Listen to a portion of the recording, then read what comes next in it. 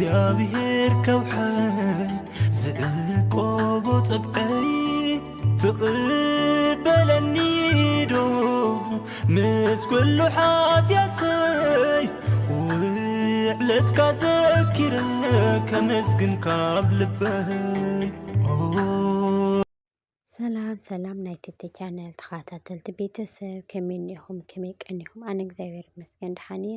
ከምቲ ኣነ ሰላም ዘለኹዎ ሰላም ንኽትኮኑልኝ ናይ ኩሉ ግዜ ተስፋዬን ትምኒተይን እዩ። ኩራት ኣሕዋተይ ነዚ ቻናል እዚ ሓደሽቲ ዝኾንኩም ሳብስክራይብ ገይርኩም ናይ ደወል ምልክት ብምስጋጥ ቤተሰብ ኩኑ። ናይዚ ቻናል እዚ ተኸታተልቲ ቤተሰብ ዝኾንኩም ድማ ላይክ፣ ሸር፣ ሳብስክራይብ ከም ናይ ኩሉ ግዜ ሓገዝኩም ሞራልኩም ኣይፈለየን እና ኩራት ኣሕዋተይ ሎማዓንቲ ከዓኒ ብፍልይ ዝበለ ትሕዝቶ ሒዘልኩም መፅእ ኣለኹ። ሒዘዮ ዝመፅእ እንታይ እዩ ቪድዮ ከመይ ጌርና ኤዲት ንገብር፣ ከመይ ጌርና ብሪከርድና ብፎቶ ከመይ ጌርና ንጥቕልሎ፣ ከመይ ጌርና ሓደ ንገብሮ ማለት እዩ ሒዘልኩም መፅእ ኣለኹ። ብፍላይ ድማ ንሓደስቲ ጀመርቲ ዩቲብ ዝኾንክን ብጣዕሚ እያ ዝጠቕመኽን። ኣነ በኣ እየ ዝጥቀም፣ በኣ ስለ ዝጥቀመላ ድማ ንስኻትኩ ንኽትጥቀመላ እየ ሒዘልክን መፅእ።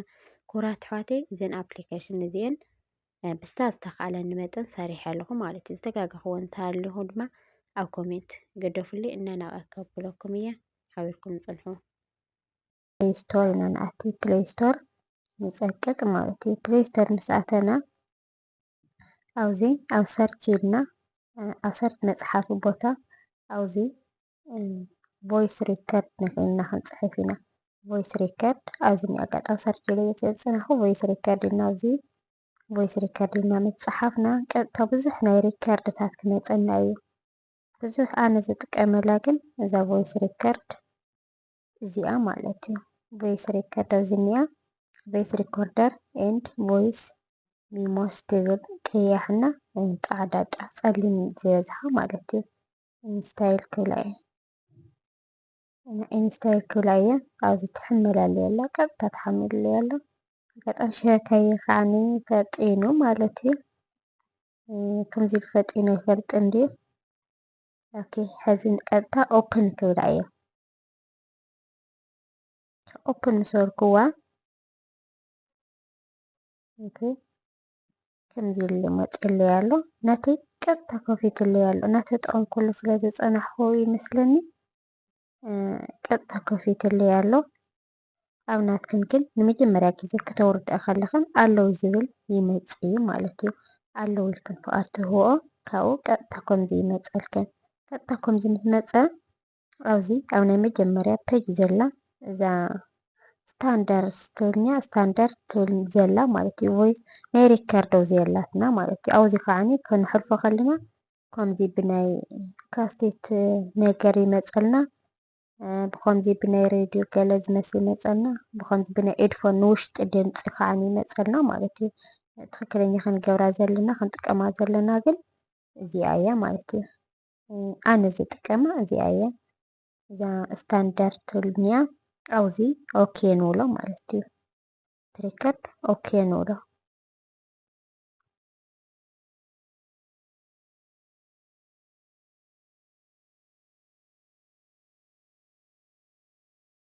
ኦኬ ጠጠው ኣቢለ ኦኬ እዚ ጠጠው ኣቢለ ሕዚ ኣብዚ ራይት ክወቅዖ እየ ታተኣኽለኒ ሪከርድ ምስ ገበርኩ ራይት ክወቅዖ እየ ማለት እዩ። ራይት ክወቅዖ ከለኹ ከምዚ ኢሉ ይመፀለይ ቁፅርታት ሪከርድ ዝገበርክዎ ሴቭ ንክኾነለይ ኣርእስቲ ክህቦ እየ ማለት እዩ። ሕዚ እዚ እኒኦ ደሊትና እቲ ሪከርድ ዝገበርናዮ ኣርእስቲ ኣብዚ ክንፅሕፎ ንኽእል ኢና። ንኣብነት ግጥሚ ሕዚ ግጥሚ ተንብዮ ኣነ ግጥሚ ኢለ ከዚ ክፅሕፈሉ እየ ካብኡ ሴቭ ክብሎ እየ። ምክንያቱ ኣብቲ ሓደ ኤዲት ክገብሮ ከለኹ ግጥሚ ዝብል ቀጥታ ስለ ዝመፀለይ ምንቲ ክመፀለይ ኣርእስቱ ምንቲ ክንፈልጦ ኣርእስቲ ክንህቦ እኒአና ኣብዚ ማለት እዩ። ካብኡ ሴቭ ክብሎ እየ። ኦኬ ኣብዚ ኣድቨርታይዝ መፂና ኦኬ ኣድቨርታይዝ ኣጥፍየ ተመሊሰክም ኣለኹ። ሕዚ እዛ ሪከርድ ዝገበርኩላ ኣብዚ እኒኣ እዛ ሕዚ ሪከርድ ዝገበርክዋ ኣብዚ ሴቭ ኮይኑለይ ኣሎ ማለት እዩ። ግጥሚ ዝብል ካብዚ ናይ ቅድም ሪከርድ ዝገበርክዎ እዩ እና መሊስና እንተስኢናዮ ከምዚ ኢሉ እንተመፂኡልና ከዓኒ ኣብ ምንታይ ኢና ንረኽባ ታሪከር ዝገበርናያ ኣብዚ ዝኒኣ ናይ ኦድዮ ምልክት እኒኣታ ኣብ እግሪ ማለት እዩ። ኣብዚኣ እንተወቂዕና ኣብዚ ይመፀልና ማለት እዩ። እና ናይ ሪከርደር እዚኣ ትመስል ነይራ ሳውንድ ሪከርደር ትብል እዚኣ ትመስል ነይራ። እሺ እዛ ግጥሚ ዝብል ወይ ከዓ እዛ ሪከርድ ብኸመይ ኢና ብፎቶ ክንገብራ ወይ ከዓ ብቪድዮ ክንገብራ ንኽእል ኢልና ናብቲ ሓንቲ ክወስደኩም እየ ሓቢርኩም ንፅንሑ። እግዚኣብሔር ከውሕይ ዝዕቆቦ ፀብዐይ ትቕበለኒ ዶ ምስ ኩሉ ሓጢአተይ ውዕለትካ ዘኪረ ከመስግን ካብ ልበይ። ሕዚ ድማ ብቪድዮ ከመይ ጌርና ንገብሮ ኣብ ዝኒኣትና እንሾት ትብልኛ ንኣቱማ እዛ ዝኒኣ ነውርዳ ማለት እዩ። እዛ ዝኒኣ ዳውንሎድ ምስ ገበርናያ ኢንስታይል ምስ ገበርናያ ኦኬ እርትንዓለ ክስካብ ትወደ ወርድ ኦኬ። ኣብዚ ድማ እዚኣ ኢንስታይል ጌርናያ ኣለና ኣብዚ ኦፕን ክብላ እየ ማለት እዩ። ኦኬ ኣብዚ ኦፕን ኢለያ ከምዚ ኢላ መፅያ ትለያ ኣላ። ኣብ ምንታይ ኢና ክንፅቅጥ እዛ ዝኒኣ ቪድዮ እዛ ቪድዮ ትብል እዚኣ ኢና ክንብላ ማለት እዩ። እዛ ምልክት ገይረልክን ዘለኹ ኢና ክነውቃ ከምኡ ምስ ወቃዕናያ እዛው ዝኒኣ ኣለው ኦል ልብል ኣብ ማእኸል እኒኣ ንወቃ ማለት እዩ። እቲ ፎቶታት ኩሉ ምእንቲ ክመፀልና ኣለው ኦል ዝብል ንወቃ ማለት እዩ። ካብኡ ብሓንቲ ፎቶ እንድሕር ክንሰርሕ ደሊና ሓንቲ ፎቶ ክእትወሉ እየ ናተይ ቪድዮ እዩ ገጠምዚ ኦኬ። በዛ ፕሮፋይል ዋላ ክገብ ካብዚ ራይት ኣለና ኣብዚ ራይት ንወቃ ማለት እዩ። ሓንቲ ፎቶ ካብዚ ይመፀልና ኣሎ ኔክስት እናበልና ኩሎም ዝመፁልና ናቱ እንትናት ንቕበሎም ማለት እዩ። ኦኬ ንኣልና ካብዛ ፎቶ እዚኣ እዛ ፎቶ እዚኣ ናይ ፕሮፋይለይ ነኽእየ እኒኹ። ካብዛ ፎቶ እዚኣ ብኸመይ ጌርና ነዊሕ ንገብራ ነዋሕ ደቂቓ ንገብራ ማለት እዩ። ብሓንቲ ፎቶ ሲ ከመይ ጌርና ሓንቲ ቪድዮ ክንሰርሕ ንኽእል ካብዚ ኣብዚ ዝኒኦ እዚኣ ባዕላ ንኽኣሞት ፃዕዳ እኒኣትና በዚ ፀሊም በዚ ከዓኒ ነጡ ነጡ እኒአና ማለት እዩ። ምልክት ክገብረልክን እየ ኣብዚ በዚ እኒአና ንቅድሚት ዝወሰኸ ንድሕሪት ከዓኒ በዚ እኒአና ማለት እዩ። እና ሕዚ በዘን ጫፍ ሒዝና ኢና ንቅድሚት ነንውሓ ማለት እዩ። ደቂቓ ነንውሓ ኦኬ። ሕዚ ደቂቓ ከንውሓ እየ ከምዚ ገይረ በዚ ክውስኸላ እየ በዚ ትሪኦ ኣለኹ እንትኮንክን ይውስኻላ ክስካብ ዝደለናዮ ደቂቓ ይውኸደልና ማለት እዩ። ኣብዚ ኣለና 2 ደቂቓ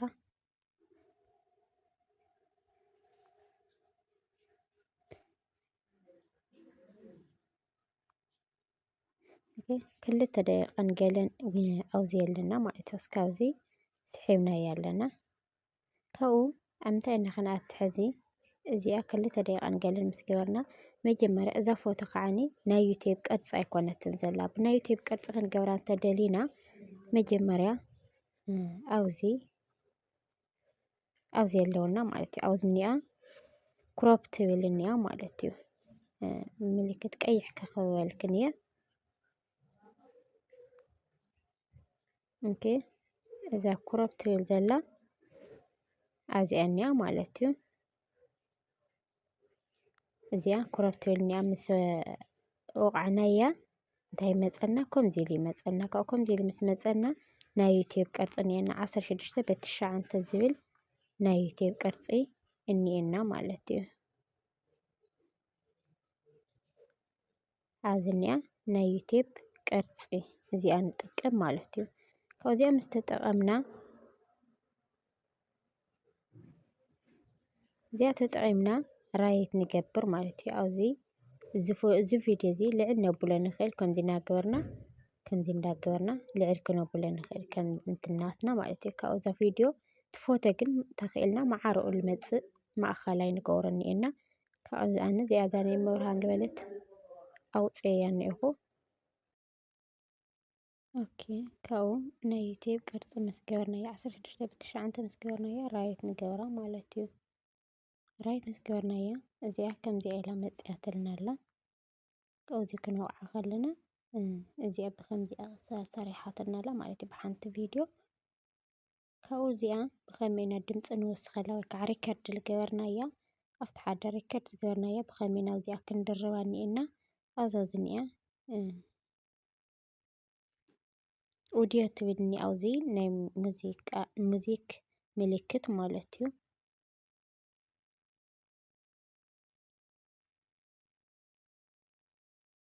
እዚኣ እዛ ምልክት ገይረልክን ዘለኹ እሳ ንነኽኣ ማለት እዩ። እሳ ምስ ነኻእናያ ኣብዚ መፂልና ኣሎ። ኣብዚ መማረፂ እንትናት መፂልና ኣሎ። ብሪከርድ ጌርና እንድሕር መፂና ኮይና ኣብዛ ዝኒኣ ሙዚክ ፕላስ ትብል እኒኣ ንፀቅጥ ማለት እዩ። እንድሕር ሪከርድ ኣብ ባዕሉ ኣብዚኣ ባዕላ ሪከርድ ንገብር እንተደሊና ከዓኒ ሪኮርደር ትብል እኒኣ ኣብዚ ሪከርድ ትብል እኒኣ እዚኣ ሪከርድ ንገብር ማለት እዩ። ቀጥታ ብባዕሉ ኣውቶማቲክ ሪከርድ ንገብር ማለት እዩ። ሕዚ እታ ሪከርድ ዝገበርናያ ነምፅኣ ስለ ዝደለና ኣብዛ ዝኒኣ ንነክእ ማለት እዩ። ሙዚክ ትብል እኒኣ ኣዚኣ ምስ ነኻእና ከምዚ ኢሎም ክመፀልና እዩ። ከምዚ ኢሉ ክመፀልና እዩ እዚ ማለት እዩ። ካብኡ ምንታይ ኢና ንሕና ንኣቲ ኣብዚ እኒኦ ማይ ሙዚክ ዝብል ማለት እዩ።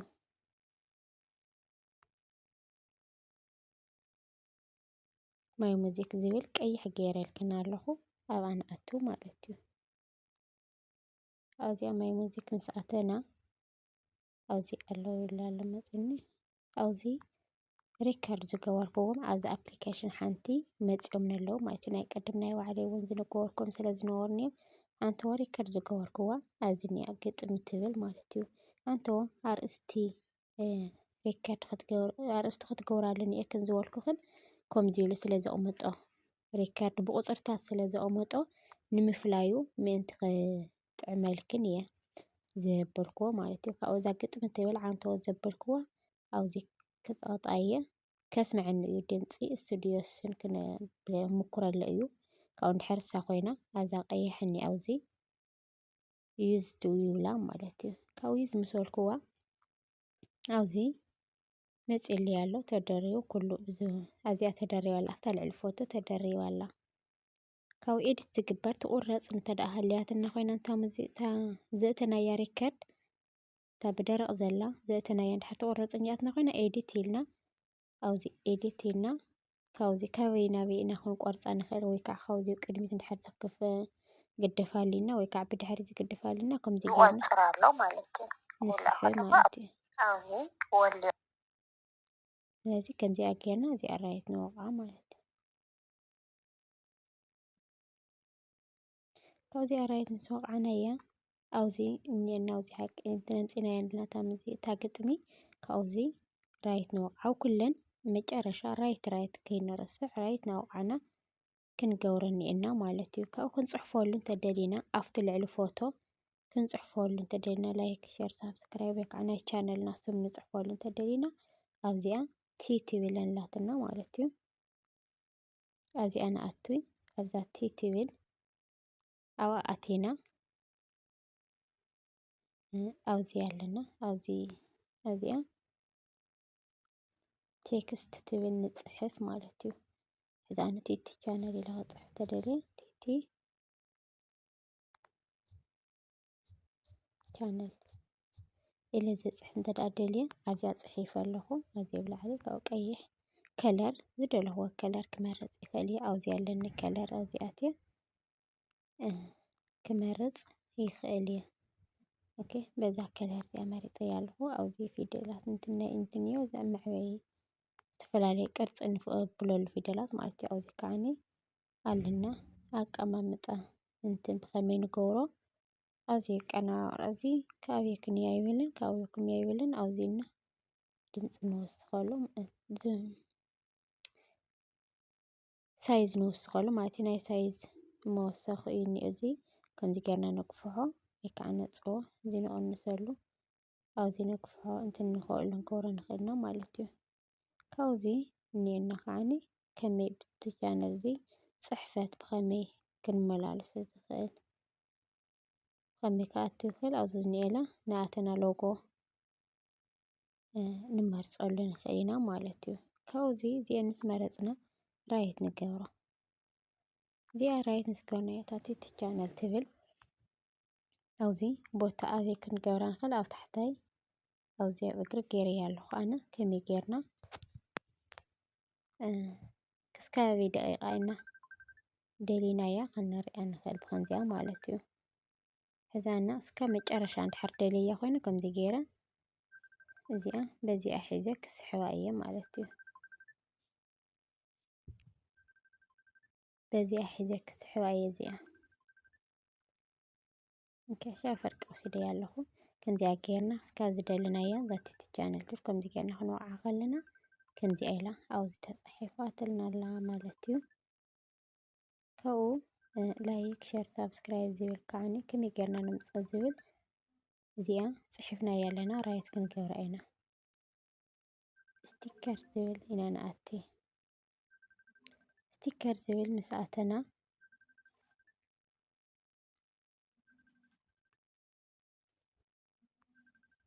ስቲከር ትብል ኣብዚኣ ምስ ኣተና ኣብዚ ኣለና ስቲከር ትብል እዚኣ ንወቅዓ ማለት እዩ። ኣብዚኣ ምስ ወቅዓናያ ኣብዚ ኣለና ብዙሓት እንትናት ኣለውና ዳውንሎድ ንገብሮም ንኽእል ኢና ኣብዚ በዚ እናሕለፍና ማለት እዩ። ኣብዚ እኒኣ ናይ ልቢ ቅርፂ ዘላታ እዛ ናይ ልቢ ቅርፂ ንወቅዓሞ ከምዚ ኢሉ እዩ ዝመፀልና። ከምዚ ኢሉ ክመፀልና ከሎ እንታይ ኢና ክንገብር ኣብዚኣ ጌት ትብል እኒኣ ናይ ቆፃል ሕብሪ እኒኣታ ጌት ኢልና ንወቅዓ። ጌት ኢልና ምስ ወቅዓናዮ ከምዚ ኢሉ ይመፀልና ማለት እዩ። ካብ ከምዚ ኢሉ ክመፀልና ከሎ ኢንሾት ፕሮ ልብል እኒኦ ኣይተኸፈተልናን ብነፃ ኣይኮነን ከፊልካ እዩ ዝወርድ። ኣብዚ ፍሪ ኣንሎክ ዝብል እኒኦ ብነፃ ማለት እዛ ቆፃል ኢና ንወቅዓ። ኣብዚ ቆፃል ምስ ወቅዓናያ ቀጥታ ይወርደልያ ኣሎ ኣብዚ ኣብ ታሕታይ ይእልሻ ኣሎ ማለት እዩ። ኦኬ ዳውንሎድ ምስ ኮኑልና ዩዝ ንብሎም እዛ ቆፃል ራይት እዚኣ ንወቅዓ ናብዚ ናብ ታሕቲ ይወርደልና ማለት እዩ። ሕዚ እዚኣ ቀጥታ ኣብታ ልቢ ቅርፂ ክንኣቱ ከለና ከምዚ ኢሎም ሴቭ ይኮኑልና እዚኦም ማለት እዩ። ኣብዚ እንተኣቲና ከዓኒ ኣብዚ ኣለውና ናይ ዝተፈላለዩ እንትናት ጌት ኢልና ዳውንሎድ ክንገብሮም ንኽእል ኢና ማለት እዩ። ዝደለናዮ ኣብዞም ዝኒአው በዚ እንዳቀፀልና ዳውንሎድ ንገብሮ ንኽእል ኢና ዘድልየና እንተሃልዩ። ዋና ዘድልየና ግን ኣብዚኣ እዛ ልቢ ቅርፂ እኒኣ ኣቲና እዚአን ጌት እንትን ምውራድ ማለት እዩ። ዳውንሎድ ማለት ካብኡ ላይክ ሸር ሳብስክራይብ ትብል እኒኣ እዚኣ ክመርፅ እያ ናተይ እዚኣ መሪፀ ኣለኹ። ካብዚኣ ምስ መረፅኩ ደጊመ ቃንሃ ኣለኹ ከዓኒ ላይክ ትብል ኣብዚ ክመርፅ እየ። እዛ ላይክ ትብል ከዓኒ ኣብዚ መሪፀ እየ ኣለኹ። ካብዚ እዚአን ምስ መረፅኩን ቦታ ምስ ኣትሓዝክዎን ራይት ይክወቅዕ። ኦኬ ራይት ወቂዑ እኒአኹ ኣብዚ ከዓኒ መፂልያ ኣሎ ካበይ ናበይ ደቂቃስ ኣብ መጀመርያ ድኸ ኣብ ማእኸል ድኸ ሙሉእ ልሙሉእ ድኸ ከበይ ናበይ ክትእትው እየ ኢሉ መፂልያ ኣሎ።